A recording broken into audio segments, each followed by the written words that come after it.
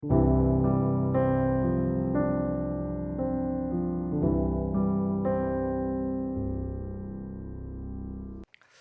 오후예배에 오신 여러분을 진심으로 환영합니다. 이 시간에 하나님께서 준비하신 은혜가 여러분과 저에게 충만하기를 소원합니다. 네, 오늘 본문의 주인공은 삼손입니다. 삼손은 우리가 주일학교 때부터 익히 들어서 매우 친근한 인물이지요.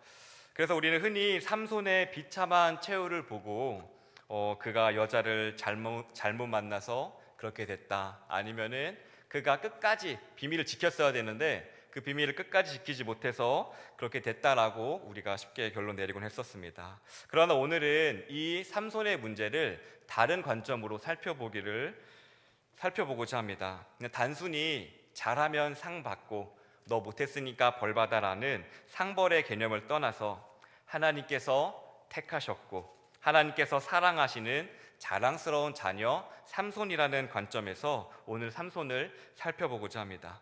하나님께 자랑스러운 그의 백성이었지만 그렇지 못했던 삼손의 행실, 그리고 그런 행실을 지켜보시는 하나님, 그리고 결국엔 비참해진 삼손을 끝내 돌이키시고 끝내 다시 세우시는 그 하나님의 은혜에 대해서 오늘 함께 나누고자 합니다. 우리의 삶 가운데서도 동일하게 역사하신 하나님의 은혜를 기대할 수 있는 저와 여러분 되기를 주님의 이름으로 축원합니다.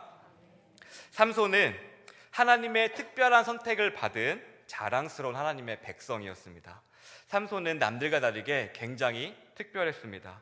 그의 탄생은 천사에 의해 미리 예고되었고 그는 이스라엘을 구원할 나실인으로 점지되었습니다.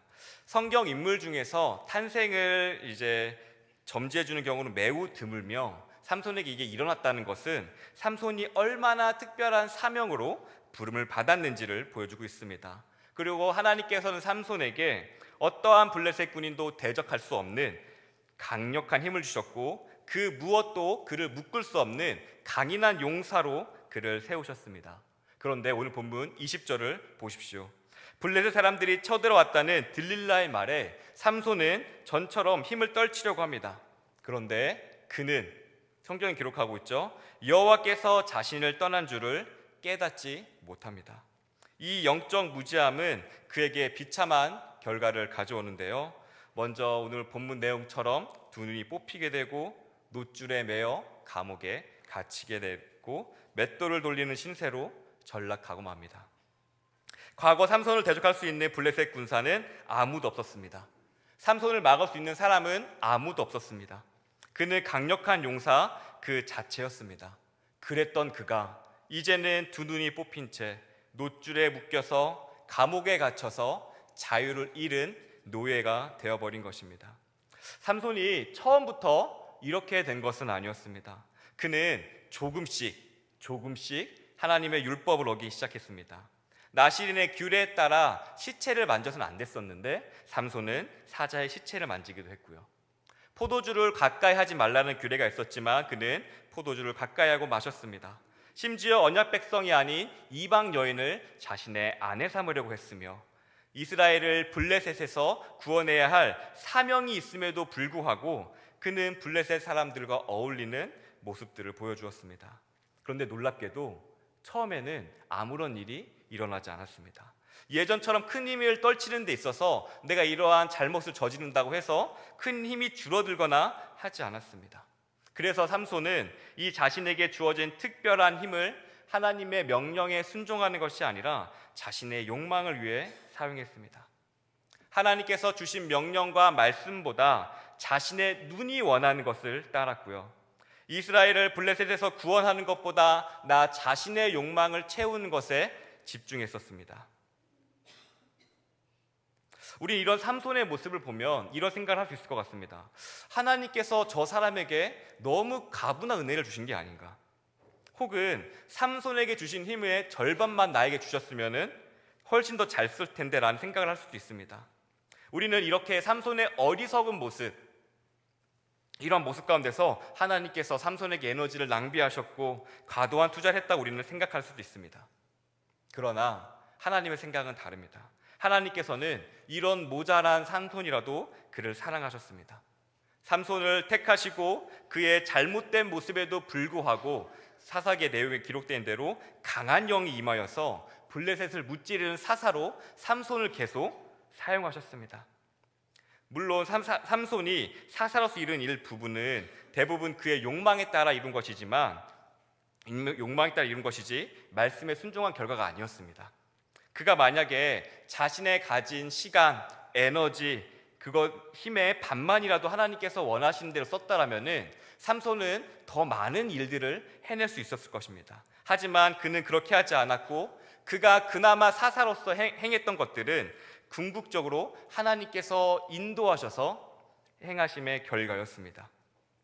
하나님께서는 이렇게 삼손의 잘못을 보지 아니하시고 그를 사랑하는 마음에 그를 통하여서 여전히 강권적으로 사사로서 삼손을 사사의 직무를 담당하게 하나님께서 만드셨습니다. 왜냐하면 사랑하셨기 때문입니다. 이러한 삼손의 모습은 탕자의 비유에 나오는 둘째 아들과도 같은 것 같습니다. 아버지가 돌아가시지도 않았는데 유산을 요구하고 그 유산을 가지고 이방 땅에 가서 허랑방탕하게 다 낭비해버리죠. 그리고 그 이후에 찾아온 배고픔과 비참함 속에서야 비로소 아버지를 떠올리고 되돌아옵니다. 아버지께 돌아온 둘째 아들을 환영하기 위해서 아버지는 이 둘째 아들을 위하여 잔치까지 열어주죠. 근데 우리는 이 모습을 보면서 종종 첫째 아들처럼 이렇게 생각할 것 같아요. 아니, 저런 배은망덕한 아들이 뭐가 좋다고 잔치까지 열어주시는 겁니까? 상벌의 관점으로 보면은 분명히 둘째 아들은 잘못했습니다. 벌을 받고 그만한 대가를 치르는 게 맞아요. 그러나 첫째 아들이 간과한 것이 한 가지가 있었습니다. 둘째 아들도 여전히 아버지의 아들이라는 사실입니다. 이와 같이 삼손이 우리가 보기에는 어리석고 자신의 사명을 망각한 것처럼 보일지라도 그에게 부어진 힘이 낭비라고 생각될지라도 그는 하나님께서 택한 백성이었습니다. 우리가 아무리 그를 못나게 본다 할지라도 말이죠. 하나님께서 사랑하신 자였고 좋든 싫든 하나님께서는 그 택한 삼손을 통하여서 이스라엘을 강권적으로 블레셋에서 구원하고 계셨습니다. 하나님께서는 이렇게 삼손에게 과분한 은혜, 가분한 사랑을 주셨습니다. 그런데요, 과연 삼손에게만 이러한 과분한 은혜와 사랑을 주셨을까요? 하나님께서는 우리에게 무엇을 주셨습니까? 바로 하나님의 외아들 예수 그리스도를 우리에게 주셨습니다. 우리를 위하여서 자신의 모든 것을 내어주신 분이 바로 우리 하나님이십니다. 근데 우리가 그만한 가치가 있을까요? 우리가 우리를 살리기 위해서 예수님을 희생시킬 만한 가치가 우리에게 있을까요? 이 사실을 안다면 얼마나 큰 낭비라고 비난을 받을까요? 아무런 죄 없으신 예수님이 우리를 위해 죽으셨다는데요. 우리는 삼손과 달리 우리에게 주신 예수 그리스도의 가치를 알고 내 삶을 하나님을 위하여 살아가고 있는지요? 저는 이런 삼손의 모습을 보면서 저의 모습을 되돌아보게 되었습니다. 하나님께서 주신 능력을 나는 어떻게 쓰고 있는가? 마음과 뜻과 힘과 목숨을 다해 하나님과 이웃을 사랑하라는 말에, 항상 기뻐하라는 말에 나는 나만 사랑하고 살고 있지는 않았는가? 하나님의 말씀을 쫓기보다 나의 욕망만 쫓지 않았는가? 선택의 순간들에 있어서 하나님의 말씀에 순종하고 인내하고 사랑하기보다 미움과 시기와 무관심으로 외면하진 않았는가 생각합니다. 이런 나의 모습을 삼손과 같이 책으로 기록된다면 사람들은 이런 나의 모습을 보고 무슨 말을 할까요? 예수님께서 너를 위하여 죽으셨는데, 그렇게 많은 것을 받았는데, 힘들면 기도할 수도 있고 말씀으로 이겨낼 수도 있는데 겨우 이렇게밖에 못 사는 거 아니야? 라고 말할지도 모릅니다. 심지어 하나님의 일을 한다고 한 것도 내가 하나님의 일을 한 것이 아니라 하나님께서 강권적으로 역사하셔서 한 것이니, 삼손처럼 받은 것은 이렇게나 많은데 심지어 해놓은 것도 하나님께서 다 해주신 것이니 저를 책으로 썼으면 왜 이 사람을 그대로 내버려 두어 에너지 낭비하고 있지 않은가라고 생각할 수도 있을 것 같습니다. 하나님께서는 그리고 이런 우리에게 그리스도인이라는 이름을 주셨습니다. 삼손에게 사사라는 이름을 주셨듯이 말입니다. 그리고 삼손에게 사사로서 계속해서 기회를 주셨듯이 삼손이 수많은 잘못에도 불구하고 용사로서도 사사로서 있을 수 있던 것처럼 우리가 그리스도인으로 여전히 계속 있을 수 있는 것은 하나님의 끝없는 신뢰와 사랑과 눈 감아주심이 있음을 기억하시기 바랍니다. 우리도 삼손과 같이 주님의 선택받은 백성이요, 그렇기 때문에 하나님께서 우리에게 무한한 신뢰를 보여주고 계신 것입니다. 이와 같이 우리가 지금 이 자리에 그리스도인으로서 앉아있을 수 있는 것도 우리의 수많은 넘어짐에도 불구하고 삼손과 같은 수많은 어리석음의 그러한 반복에도 불구하고 오직 하나님의 은혜로 이 자리에 있을 수 있음을 믿으시기 바랍니다. 우리가 이 자리에 앉아있는 것은 모든 것이 하나님의 은혜입니다. 하나님은 이렇게 은혜의 하나님이십니다. 삼손을 은혜로 택하시고 남들은 인정해주지 아니할지라도 하나님께서는 자신이 택한 그 백성, 그 삼손을 사사로 쓰셨습니다. 그러나 오늘 본문은 여호와께서 자신을 떠나신 줄을 깨닫지 못하더라라고 말씀합니다. 하나님이 마치 삼손을 떠난 것처럼 기록되어져 있지만 실상은 삼손이 하나님의 은혜를 거부하고 자신의 욕망을 쫓아 지속해서 죄를 지음으로 말미암아 하나님을 내쫓은 것과 다름이 없는 것입니다. 하나님께서는 거룩하신 하나님입니다. 죄에 있어서는 진노하시는 분이세요. 근데 삼손이 계속해서 죄를 지으니 하나님께서는 어쩔 수 없이 삼손을 잠시 떠날 수밖에 없으셨던 거예요. 그리고 그 죄의 결과로 삼손은 하나님께로부터 주어지는 모든 것들을 잃어버렸습니다. 그리고 그 결과는 비참했죠. 소금이 짠맛을 잃어버리면 사람들에게 밟힌다고 했는데 삼손이 겪는 비참함은 성경이 꽤나 구체적으로 진술하고 있습니다. 성경이 보여주는 삼손의 비참한 모습, 깨진 용사의 모습은 다음과 같습니다. 제가 이렇게 말씀드리는 이유는 죄란 이렇게 무서운 거라는 것을 여러분들에게 인지시켜드리기 위함입니다. 첫째, 이 깨진 용사의 모습은 영적 무지함입니다. 여호와께서 자신을 떠난 줄도 모르는 사실, 그것이 가장 큰 비참함이죠. 우리의 모든 능력은, 삼손의 능력의 근원은 하나님인데 그것이 마치 원래 내가 가진 것처럼 그것에 착각하는 데서 비롯됩니다. 처음에는 몇 번 죄를 지어도 괜찮다가 결국에는 그 죄가 올무가 되어버려서 자신을 삼키는 줄 모르는 데까지 이르게 되는 것이 바로 이 영적 무지함입니다. 그리고 수많은 리더십들이 무너진 이유가 바로 여기에 있습니다. 처음에 한두 번은 괜찮다 여기고 처음에 한두 번은 정황상 어쩔 수 없다고 합니다. 그런데 그게 무뎌지죠. 그리고 하나님을 의지하지 않아도 나의 경험과 지식과 그런 노하우들로 어느 정도 상세가 되는 것 같고 일은 잘 굴러가는 것 같습니다. 하나님이 도와주시는 것 같은 느낌이 들죠. 그러나 동시에 죄에 대해서 무감각해집니다. 죄가 생활이 되어버리고 뿌리 깊게 박혀버립니다. 그리고 그 죄는 열매를 맺어서 리더십을 무너뜨리는 치명적인 올무로 바뀌게 됩니다. 마치 삼손을 무너뜨렸던 것처럼 말입니다. 우리가 기억해야 할 것은 죄의 싹은 사망이라는 것입니다. 그리고 둘째, 깨진 용사의 모습은 육체적 파멸로 나타납니다. 죄의 비참함은 이런 영적인 것뿐만 아니에요. 죄로 인해서 깨진 용사 삼손은 물리적으로 어떻게 되죠? 두 눈이 뽑히게 됩니다. 이제 앞을 볼 수가 없습니다. 생활할 때에 누군가의 도움을 받아야지만 생활할 수 있는 그러한 처지로 전락해 버렸습니다.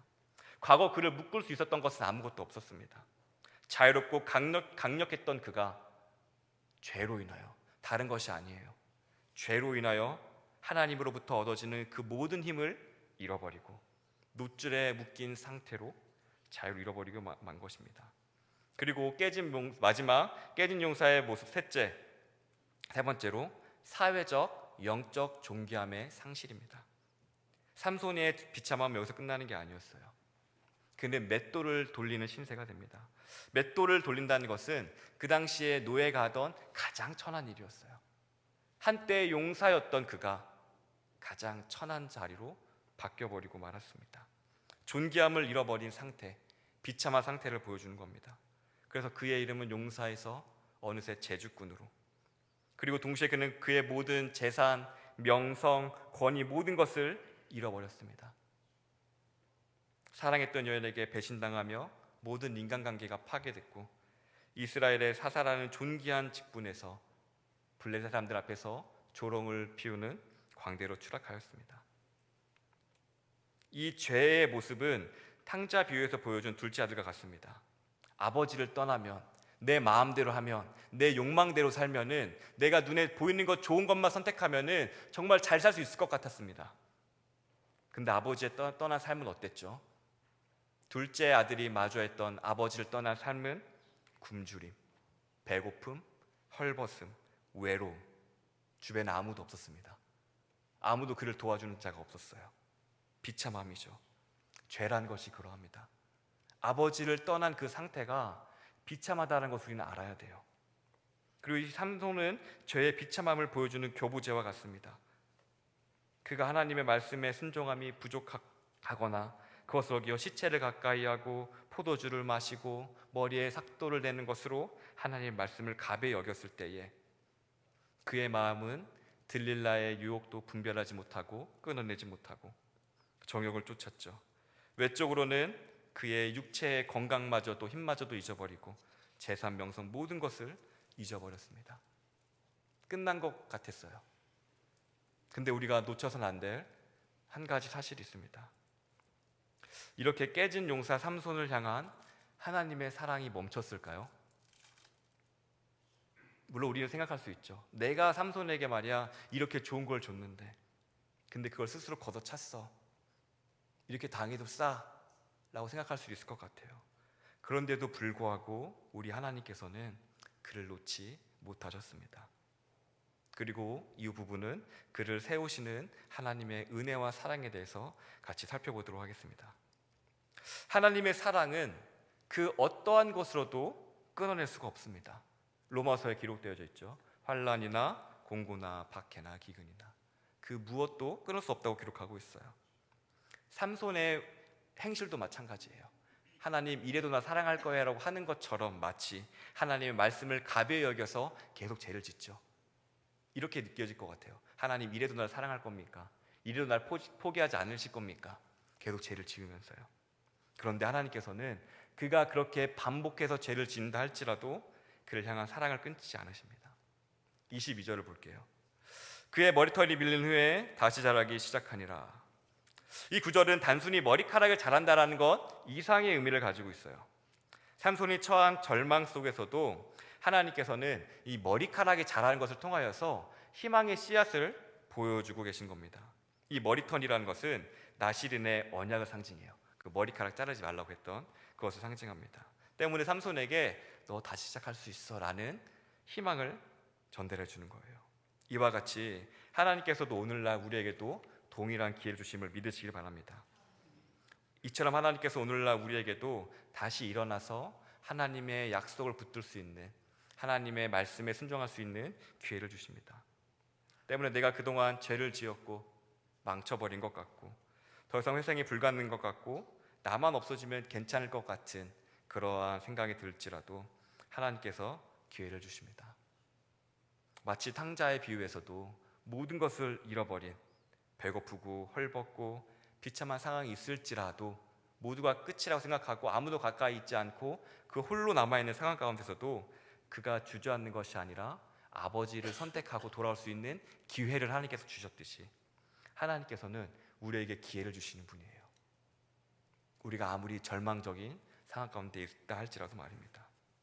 우리가 보기에는 마땅히 삼손은 벌을 받아야지, 삼손 말고 다른 사람에게 기회를 줘야지, 삼손에게 투자할 만큼 했으니까 이제는 삼손 말고 다른 사람을 키워야지라고 생각할 수 있지만 하나님이 보시기에 삼손은 삼손 한 명밖에 없어요.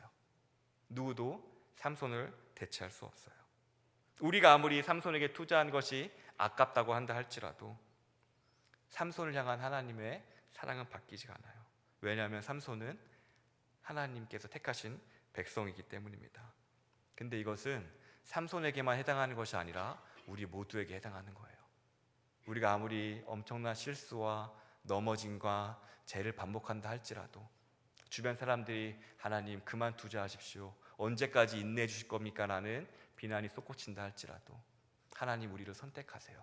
왜냐하면 우리 말고 다른 대체자가 없고 우리를 택한 백성이기 때문입니다.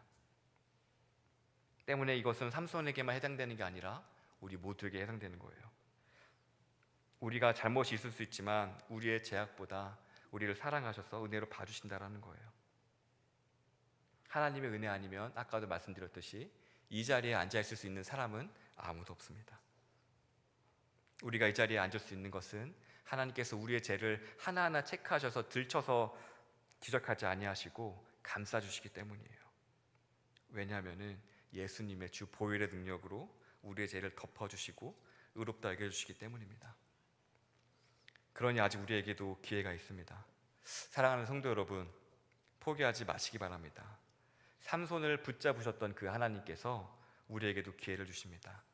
그 기회란 말씀을 듣는 자리, 이 자리에 우리를 불러주신 것, 또한 우리에게 하루에 생명을 허락하신 것, 우리를 충신교회로 불러주신 것, 이런 것들이 은혜의 증거가 아니고 무엇이겠습니까? 하나님께서 우리를 끝까지 포기하지 않고 놓지 않으신다는 것, 우리를 자녀로 여기시기에 우리를 끝까지 붙드신다는 것을 기억하시기 바랍니다. 이어서 23절을 보면 블레셋 사람의 방백들이 우리의 신이 우리 원수 삼손을 우리의 손에 넘겨주었다면서 그들의 신 다곤에게 큰 제사를 드리며 즐거워합니다. 블레셋 백성들도 삼손을 보며 자기들의 신을 찬양합니다. 이런 상황 가운데서 삼손의 관점에서 생각해보면 굉장히 창피했을 것 같아요.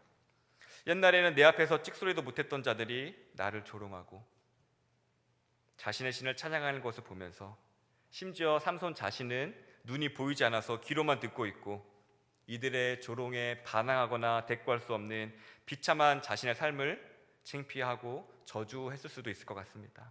하지만 동시에 저는 이 부분에서 하나님은 어땠을까라는 생각이 들었습니다.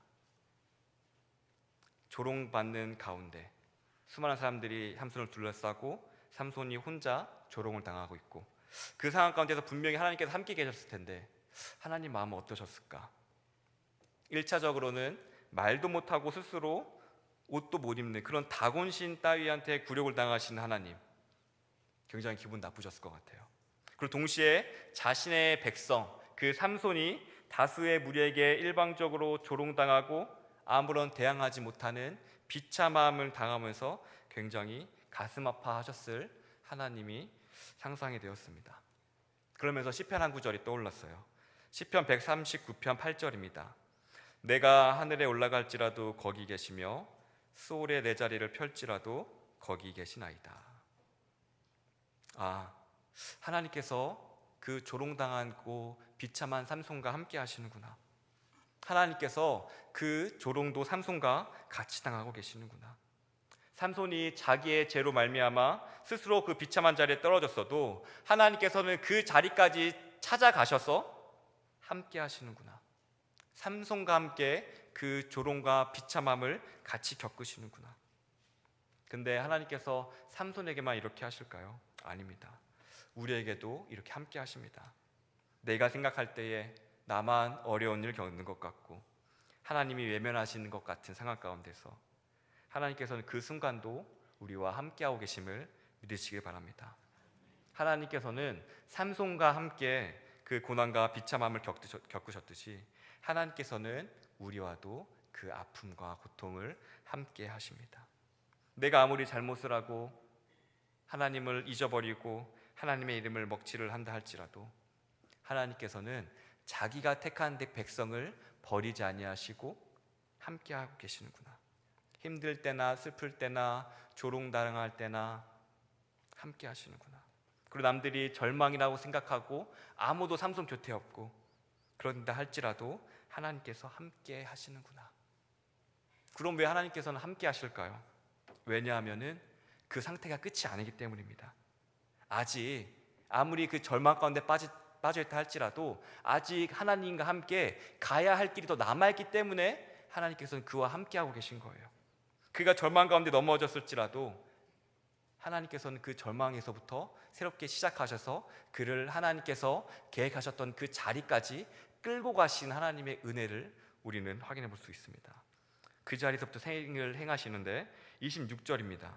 26절을 보면은 삼손이 자기 손을 붙든 소년에게 이르되 나에게 이 집을 버틴 기둥을 찾아 그것을 의지하게 하라고 합니다. 큰 집에 있어요. 큰 집이 있고 거기에 블레셋 모든 방백, 남녀도 3,000명이 모일 만큼 엄청난 큰 집이었던 것 같아요. 근데 이 자리의 목적은 자신의 신을, 다곤 신을 찬양하고 삼손을 조롱하는 자리였어요. 여기에 있는 3,000명에 모인 사람들은 모두가 하나님을 우습게 여기고 다곤 신을 높이는 자리, 그리고 블레셋의 승리를 기념하는 자리, 이스라엘에게는 패배의 상징이 되는 장소, 그리고 이 3,000명이 모인 큰 집 가운데 벌어진 축제는 어떠한 기적이 일어난다 할지라도 상황을 역전시킬 수 없을 것 같은 블레셋의 날처럼 보였습니다. 왜냐하면 삼손은 힘도 없고 앞도 보이지 않고 몸은 묶여있고 도와줄 사람 없는 완전한 절망의 상태였기 때문입니다. 그런데 기적이 일어납니다. 28절입니다. 삼손이 여호와께 부르짖어 이르되 주 여호와여 구하옵나니 나를 생각하옵소서. 하나님이여 구하옵나니 이번만 나를 강하게 하사 나의 두 눈을 뺀 블레셋 사람에게 원수를 단번에 갚게 하옵소서. 삼손이 간절하게 하나님 부르짖기 시작해요. 이 부르짖었다라는 것은 절박함과 간절함이 포함되어 있는 외침이었습니다.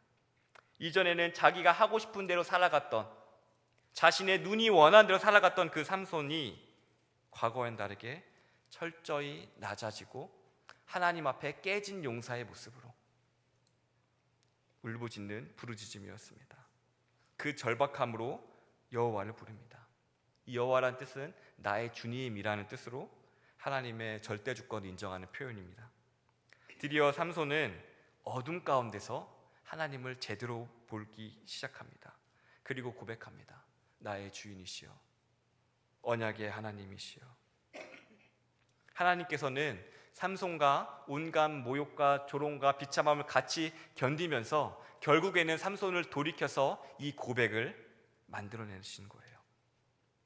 삼손이 마땅히 가야 할 길까지 하나님께서 그 모든 시간을 그에게 동행하면서 그 마땅히 가야 할 길까지 주님께서 이끌어 주시는 거예요. 그 고백이 어떤 고백이죠? 그 자리가 나의 주인이시여 말라고 하는 그 고백의 자리까지 말이에요. 그리고 삼손은 나를 생각하시어 오직 한 번만, 단 한 번만, 이 말을 써서 자신의 절박함을 더 강조해요. 그리고 이렇게 얘기하죠. 한 번만 나를 강하게 해달라고요. 삼손이 깨달은 거예요. 내가 힘이 강한 게 아니라 이 힘은 하나님께로부터 나온 것이었구나. 그래서 하나님께 강하게 해달라고 간구하는 거예요. 이렇게 삼손의 특징은, 기도의 특징은 간절함과 절박함으로 이루어져 있습니다. 거기에는 자기의 무력함을 인정하고 오직 하나님께 힘을 주십시오. 내 힘의 근원은 당신입니다. 그 겸손함이 담겨져 있어요. 그리고 삼손은 기도 응답을 기다릴 틈도 없이 바로 행동을 합니다. 삼손은 집을 버틴 두 기둥에 각각 한 팔씩 낍니다. 그리고 이렇게 외치죠. 블레셋 사람과 함께 죽기를 원하노라. 그렇게 하고 힘을 씁니다. 그리고 이때 삼손의 힘이 되돌아오게 됩니다. 그리고 그 기둥이 무너져 내리고 그 안에 있는 모든 방백과 온 블레셋 백성이 덮치니 그 3,000명이 다 죽을 맞이합니다. 그리고 성경이 한마디를 덧붙입니다. 삼손이 죽을 때에 죽인 자가 살아있을 때에 죽인 자보다 더욱 많았더라 라고 말씀합니다. 이것은 하나님께서 삼손을 통하여서 사사의 역할을 하려고 했던 것을 다 이루었다는 것을 표현하는 거예요. 원래는 이만큼 했었어야 되는 분량을 하나님께서 마지막에 삼손을 통하여서 그것을 다 이루었다라는 거예요. 하나님께서는 이렇게 자신에게 백성, 자신이 택한 백성에 하나님께서 원하시는 그 사명을 끝까지 다 이루게 하시는 거예요. 내가 볼 땐 쟤 할 수 있겠나? 저렇게 하다가는 안 될 것 같은데, 그럼에도 불구하고 하나님께서는 그를 끝까지 붙드시고 이끄셔서 그에게 주었던 모든 사명을 다 감당케 하신다는 거예요. 이게 하나님의 은혜예요.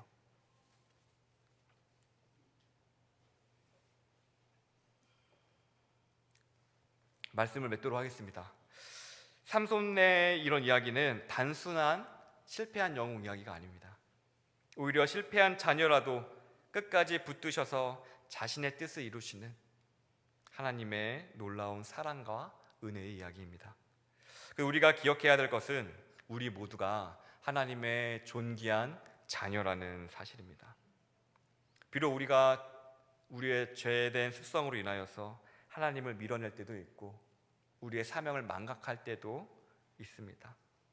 그러나 하나님께서는 그 모든 가정 가운데 우리와 함께 하십니다. 때로는 우리의 잘못으로 조롱과 외로움의 순간, 또 우리가 주님을 위해서 일을 한다고 했는데 겪는 어려움, 다 함께 하십니다. 왜냐하면 우리에게 아직 가야 될 길이 남아있기 때문이에요. 마치 죄로 인하여서 비참해지고 깨진 용사 삼손을 하나님 앞에 깨진 용사로 바꾸시고 그가 마땅히 가야 할 길로 하나님께서 이끄셨던 것처럼 우리도 그렇게 하실 것을 믿으시기 바랍니다. 마치 우리도 이와 같이 하나님께서 우리에게 주신 사명을 완주할 수 있을 것입니다. 물론 그 과정 가운데 수많은 시련과 어려움과 비참함과 외로움이 있다 할지라도 하나님께서는 그 모든 순간 우리와 동행하십니다. 그리고 거기서 깨닫게 하십니다. 그리고 다시 세워서 우리를 완주케 하실 것입니다. 그러므로 우리가 포기하지 말고 삼손처럼 낮은 자리에 있을 때 기도했으면 좋겠습니다. 기도하십시오. 주님, 저를 기억해 주시고 이번 한 번만 나를 강하게 하여 주십시오. 그러므로 말미암아 우리를 무너뜨리려는 죄악보다, 모두가 안 된다고 하는 그 환경보다 이번 한 번만 강하게 해주십시오 라는 그 기도와 함께 하나님께서 세우시는 은혜, 삼손도 그 자리에서 세우셨고 아무도 그 삼촌님 모인 그 자리에서 역전이 일어날 수 없을 거라 여겼던 그 자리 가운데서 하나님께서 역전을 만들어냈듯이 하나님께서 우리의 인생 가운데서도 역전을 만들어내실 것입니다. 이번 한 번만 나를 강하게 하옵소서. 하나님의 은혜가 크다는 것을 기억하고 그 은혜에 의지하면서 나아갈 수 있는 저와 여러분 되기를 주님의 이름으로 축원합니다. 사랑이 많으신 주님, 감사합니다. 오늘 삼손에 대해서 같이 말씀을 나누었습니다. 우리는 하나님의 자녀입니다. 하나님은 우리를 향한 그 하나님의 기대와 사랑이 넘쳐남을 확인했습니다. 설령 우리가 아버지를 밀어낸다 할지라도 주는 우리와 함께 하시고 우리의 믿음의 여정을 완성하실 거라는 것을 삼손의 삶을 통하여서 깨닫게 하셨습니다.